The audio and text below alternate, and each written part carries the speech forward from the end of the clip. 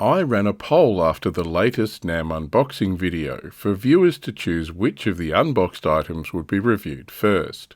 As you can see, the poll was a close run thing, but the K-3 PT-76 was the eventual winner. Stick with me to see what's in the blister.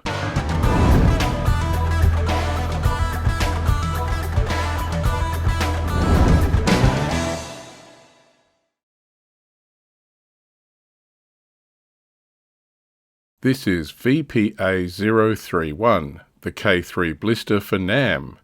K-3 was the Vietnamese designation for the Soviet PT-76 light tank.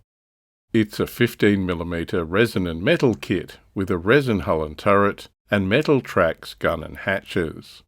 The blister contains parts to build a single vehicle. In the 1950s, the Red Army wanted a light tank that could cross waterways with minimal preparation. Prototype Object 740 became the PT-76 light tank, entering service in 1951. PT-76 has a large, boat-shaped hull with water-jet propulsion. Hydrojets draw water in through the inlet ducts underneath and exhaust it through large outlets on the rear hull plate. A trim vane on the front aids stability in rough waters, enabling PT-76 to operate at sea. Crew is 3 men, the driver, loader and commander. The commander also acts as radio operator and gunner. Main armament is a 76.2mm D56T rifled gun with an SGMT or PKT coaxial machine gun. These are mounted in the conical turret, which features a large single hatch. The main gun uses the same ammunition as the World War II era ZIS-3 divisional gun. This gives it limited anti-tank firepower post-war, but good HE for infantry fire support. Armour protection is thin, just proof against small arms and shell splinters. With thin armour, a weak gun but good mobility, PT-76's main roles were amphibious fire support and reconnaissance. Exported to more than 25 countries, PT-76 has seen action in the Middle East, Africa, India and Vietnam. A Vietnamese example was the first vehicle destroyed in combat by the TOW missile in 1972. Let's look at the kit parts. The kit is 12 parts, including a commander figure. The hull and turret are resin. Detail is pretty good, about as good as you can expect for a resin casting. Edges seem sharp and well defined.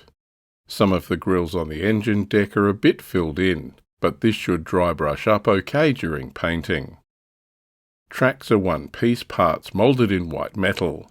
Detail is a bit soft and indistinct, particularly on the road wheels, but should be okay. Mine were a bit bent. I managed to straighten them out along the hull, but they retained an outward bow I wasn't able to correct. There was also some flash to clean up. That's metal for you. The tracks and hull parts are keyed along the top to aid placement. Plus the tracks are marked left and right, as well as having the front marked with an arrow. Failing all of these, remember that the idler wheel should be at the front and the toothed drive sprocket at the rear. These 4 parts are the mudguards for each end of the track guards. These are notorious for being hard to fit on this kit. I'll let you know how I go.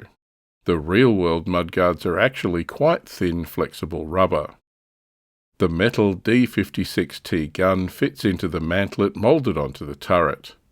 This is the later pattern double-baffled muzzle brake. Early guns had a longer, multi-slotted device. There's a mould line to clean up, and my example had some pitting near the mantlet.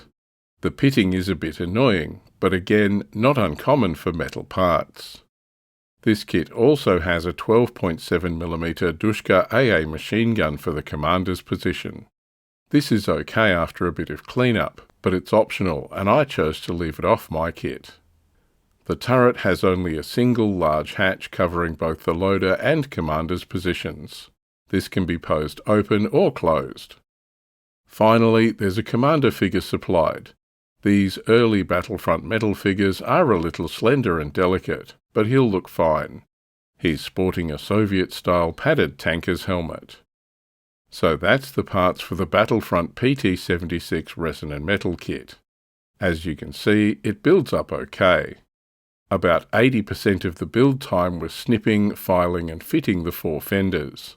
These are the dictionary definition of fiddly, but they're on. Hopefully they'll stay that way. Time will tell. Building the rest of the kit was pretty straightforward and quick. The tracks are a bit bowed out, making the kit look like a duck. I just wasn't able to correct this, but it isn't obvious on the completed kit on the table, so not a big deal. It might sound like I don't like this kit, but most of these issues are inherent in the resin and metal medium. In the end, it builds up into an adequate representation of this iconic Soviet tank. As far as I know, this kit is only available for the Vietnamese in Nam and the Egyptians and Syrians in Fate of a Nation. By 1971, North Vietnam had received enough armour to field 3 regiments.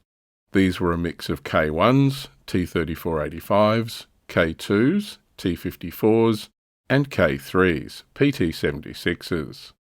This is the card for the K-3 Ironclad Company for Nam. It's an amphibious tank unit for the People's Army of Vietnam. Courage, morale and remount are all 3+. These are well-motivated troops. But their lack of training shows with the 5+ skill rating. Assault is 5+ and counterattack is 4+. The tanks are hit on a 3+, and armour is thin, just 2 on the front and 1 everywhere else. Tactical move is 10 inches or 25 centimetres and crosses are 3+. While PT-76s are amphibious, they do have thin tracks. The 76mm gun has a 24-inch or 60 centimetre range, with a halted rate of fire of 2 and moving of 1. Anti-tank is 13 with a 3+ firepower. While anti-tank 13 might seem low, that's enough to deal with an M41 Walker Bulldog, M551 Sheridan and M113 APCs. But you're not going to damage M48s from the front.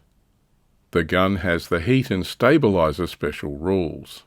Heat means there's no armour penalty for shooting targets over 16 inches or 40 centimetres. Stabiliser is fun.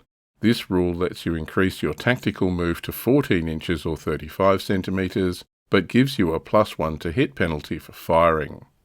Only stabilised weapons can fire if you move more than 10 inches, but that extra move might just be enough to get you round onto a flank. The other weapons are a 12.7mm AA machine gun and the coaxial machine gun. You can take a company of K3s as a support choice for any PAVN formation, or up to 2 companies of them in a K3 ironclad battalion list. Given K3 companies are between 3 and 11 vehicles, this is an expensive proposition. PT-76s used to be sold in box sets, but now come in single blisters, and they cost $20 Australian each. This makes a full company $220 Australian plus shipping, if you can find that many to buy. But no one said this hobby was cheap, right? We could be playing Warhammer 40k. Anyway, that's the K3 PT-76 kit from Battlefront. For a resin and metal kit, it's okay. The detail is good enough, and the finished kit will look fine painted up. A dry brush should highlight the details. The mudguards are a pain. To be honest, if you left them off, I wouldn't blame you, and I think no one would notice. The tracks were easy enough to straighten lengthways, but resisted vertical reshaping. However, the track bowing is only visible from the front and rear, so not really an issue on the table. A lot of the issues I've mentioned are really limitations of the materials plus the age of this sculpt. I'm guessing the master for this has been around a while.